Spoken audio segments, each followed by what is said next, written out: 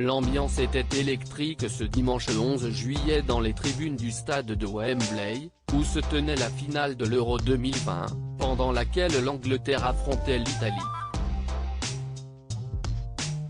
Certains supporters ont eu du mal à se canaliser et si est-il la famille Tinedol qui en a fait les frais.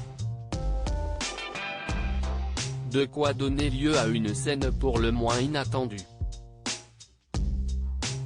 Comme le tabloïd britannique The Sun, Sarah Tindall, la petite fille de la reine Elisabeth II a été aperçue en train d'éponger du sang sur son siège, après que son mari Mike Tindall soit intervenu afin d'interrompre une bagarre entre deux spectateurs. L'un d'eux se serait cassé le nez après avoir reçu un violent coup de poing et ce avant même le début du match, tandis que le journal décrit une ambiance chaotique. Le couple assis non loin a donc été témoin de ces violences qui sont quelque peu venues entacher leur plaisir et ce littéralement. Deux supporters se sont battus et Mike a dû intervenir pour les arrêter. Il s'est tenu entre eux et les a séparés avant que la sécurité ne puisse les contrôler. Malheureusement, du sang s'est retrouvé près de Sarah et elle a dû utiliser un mouchoir pour l'éponger,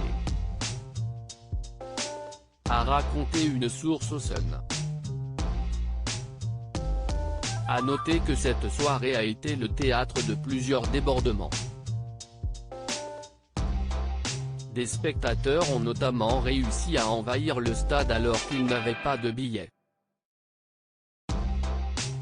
Dépassés par la situation, les stadiers ont eu du mal à rétablir l'ordre, tandis que de nombreux fans alcoolisés ont enchaîné les frasques tout au long de la rencontre.